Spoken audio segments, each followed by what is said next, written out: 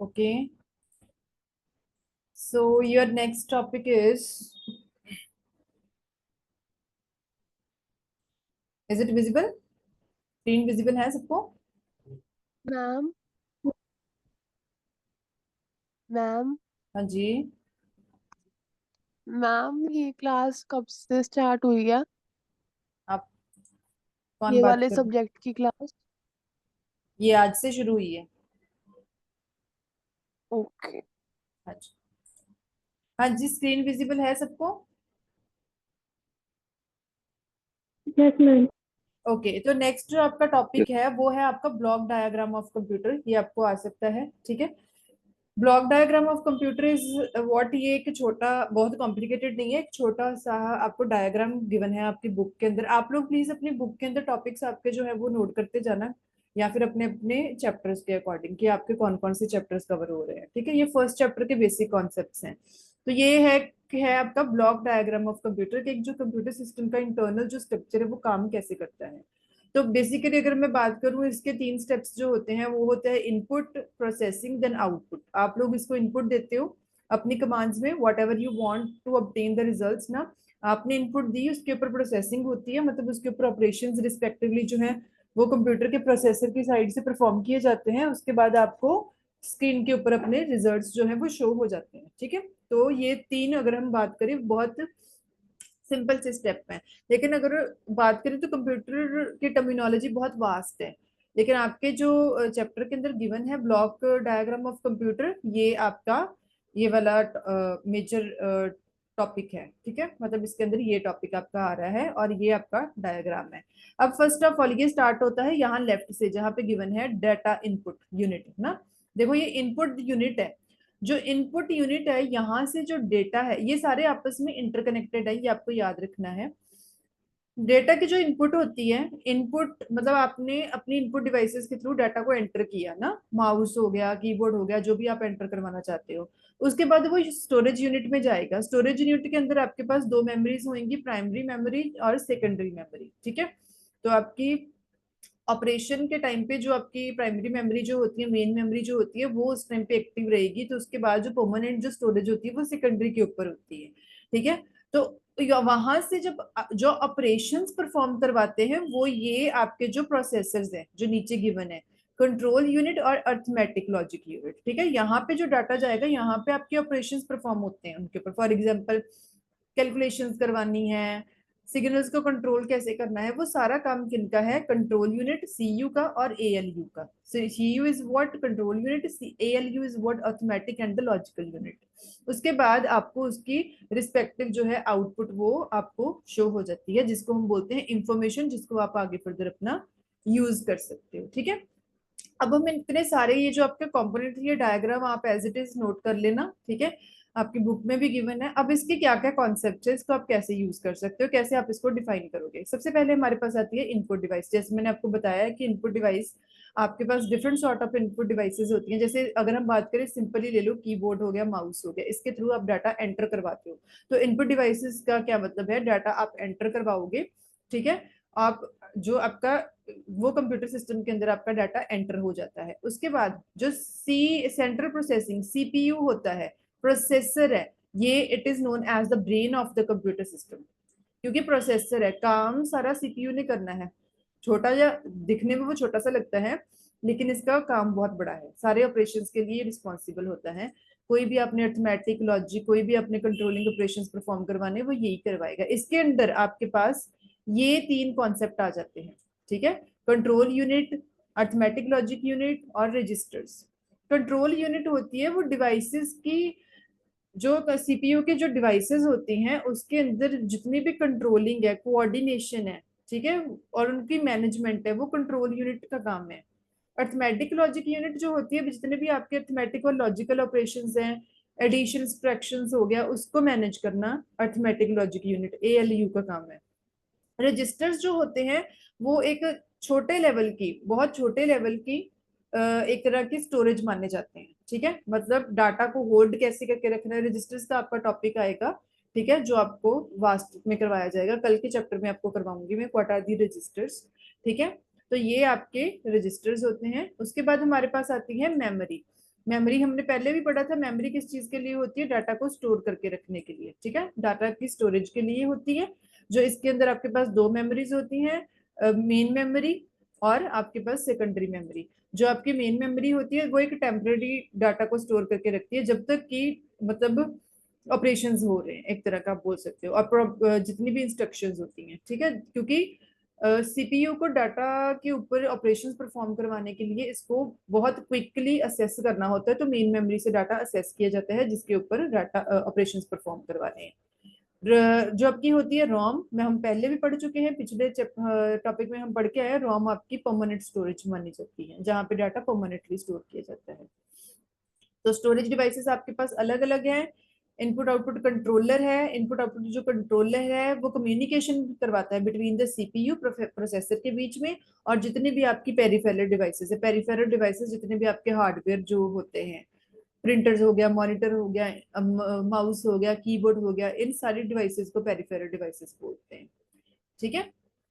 Expansion slots आ जाते हैं, कई बार एक्सपेंशन स्लॉट्स होते हैं। एक्सपेंशन स्लॉट्स वो वाली स्लॉट्स होते हैं जैसे आप लगाते हो ना कि कोई कार्ड अटैच करना अपनी डिवाइसेस के साथ, एक एक्सटर्नल कार्ड्स अटैच कर लेना, यूएसबी डिवाइसेस भी हम लोग लगाते हैं आपके सिस्टम की परफॉर्मेंस को बढ़ाने के लिए। तो एक्सपेंशन स्लॉट्स उसके लिए होते हैं ताकि उसके अंदर एक्सटर्नल डिवाइसेस को प्लग इन किया जा सके, ठीक है।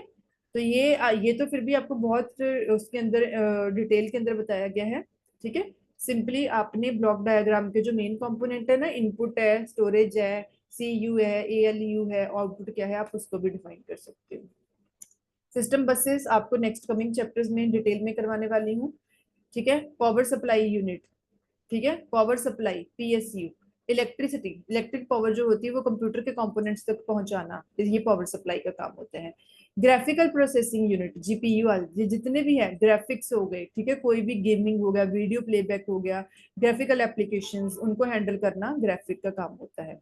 मदरबोर्ड भी नो दैट, मदरबोर्ड जितने भी आपके कंप्यूटर सिस्टम के अंदर आगे छोटे छोटे कंपोनेंट्स लगे हुए हैं ना, जैसे जो आपकी बसेस हो गई, ये आपके हो गए प्रोसेसर हो गया, ये सारे आपके किसके ऊपर कनेक्टेड होते हैं? मदरबोर्ड के ऊपर कनेक्टेड होते हैं, ठीक है। तो हम बोलते हैं मेन सर्किट बोर्ड है जो कि हाउस करता है, इंटरकनेक्ट करता है सीपीयू, मेमोरी, स्टोरेज यूनिट को और बाकी सारे कंपोनेंट्स को।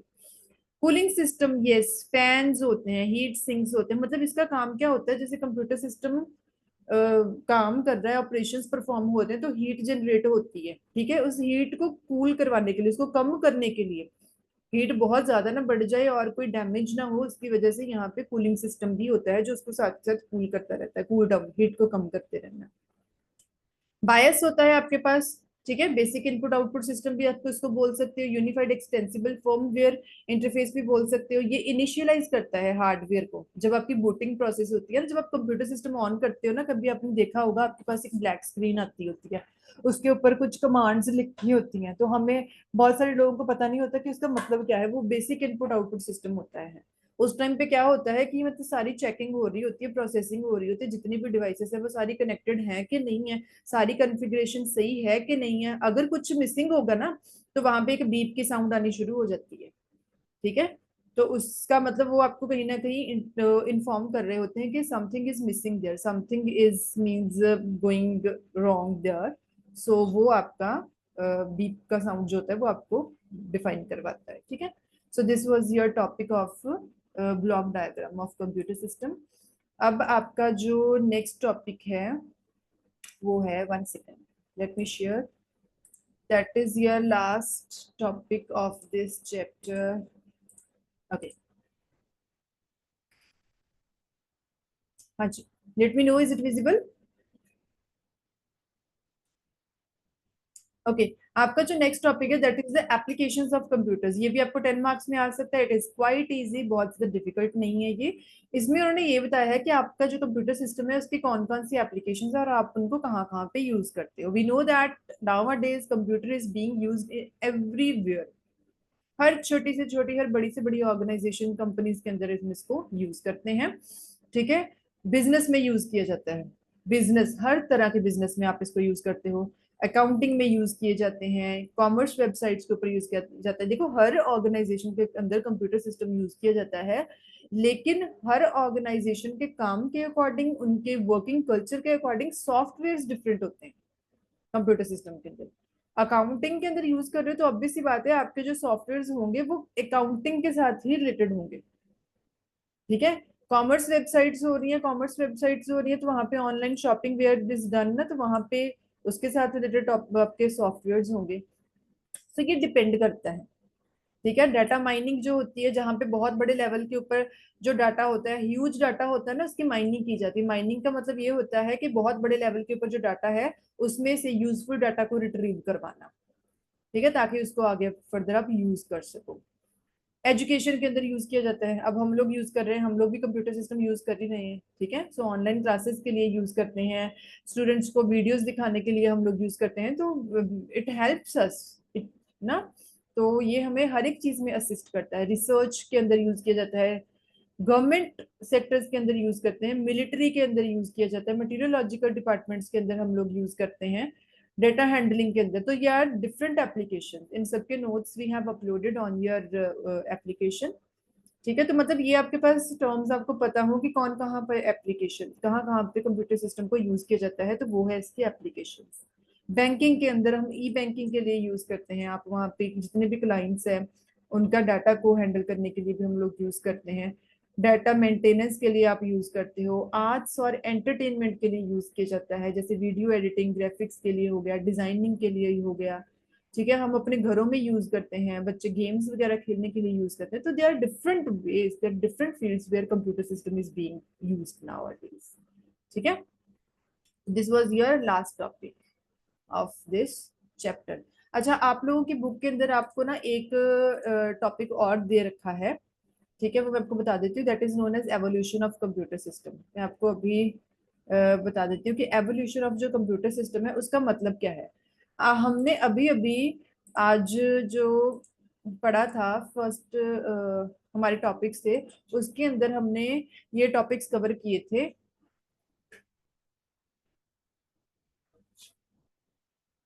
बेटा मेरी क्लास,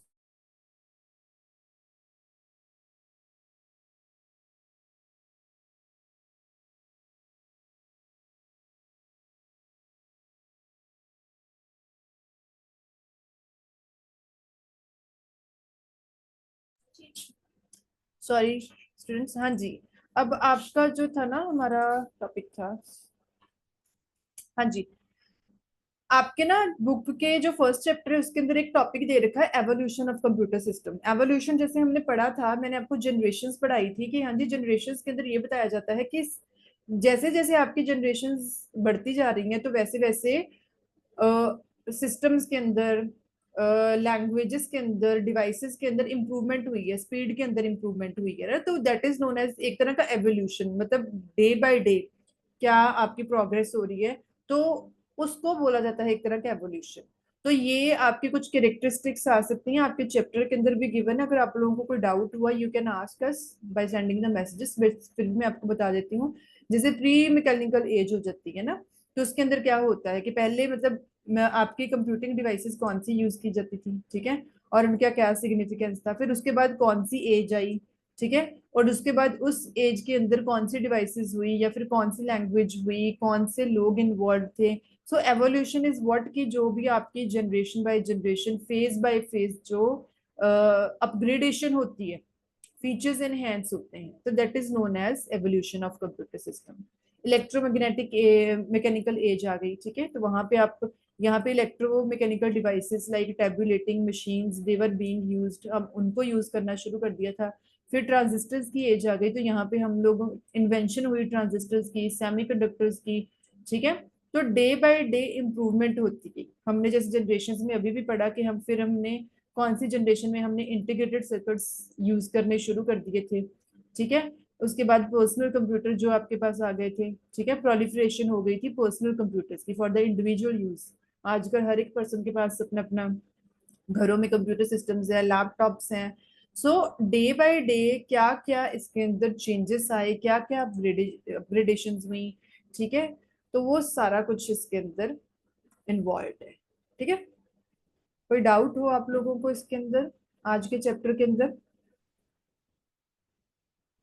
और ओके एक जी, बात मैं बोल रही थी, ओके डियर, सो अगर आप लोगों को कोई डाउट हो, you can ask, you can send message, you can text me, okay. And आपके नोट्स, जैसे मैंने पहले बोला, notes we have uploaded, and आपके पुराने चैप्टर्स की तरह ये चैप्टर्स की जो आपकी रिकॉर्डिंग है will also upload it in your applications, okay, in the video section, right. So आप वहां पे जाके भी इसको असेस कर सकते हैं, ठीक है। Should I leave the class now? उसके बाद हाँ जी। पास में 15 मिनट में इसके प्रैक्टिकल क्लासेस लगेंगी इस किसी सब्जेक्ट की। कंप्यूटर सिस्टम की? हाँ जी मैम। इसकी प्रैक्टिकल्स में आपको ना, यहाँ पे मैं आपको स्क्रीन शेयर करके बताऊंगी जो आपकी है, कि आपका एमएस वर्ड क्या है, पावर पॉइंट क्या है, कि उसके अंदर आपके जो आपके सिलेबस के अंदर है उसकी सारी प्रैक्टिकल क्लासेस आपको यहाँ पे स्क्रीन शेयर करके भी बता दूंगी। अगर फिर भी आपको ना समझ में आए तो आप ऑफिस भी आ सकते हो, लेकिन आपको यहाँ पे ही मैं आपको बताऊंगी कि इसके अंदर आपने कौन सी चीज को कैसे परफॉर्म करना है, ठीक है। ओके मैम, और ओके। एक आप लोगों का इसके अंदर टॉपिक है बाइनरी कन्वर्जन। कन्वर्जन है वो काफी लंबी, मतलब कैलकुलेशन है उसका, जो एक लेक्चर है उसका वीडियो जो होगा वो मैं अपलोड करूंगी आपके वीडियोस के अंदर ही, तो आप उसको असेस कर लेना। वहां पे वो काफी डिटेल में है, आप वहां पे जाके परफॉर्म कर सकते हो।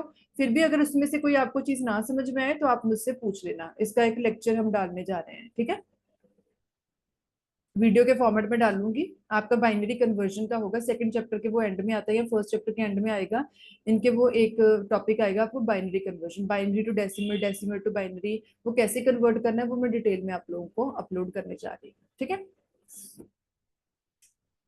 Okay dear, now should I leave the class?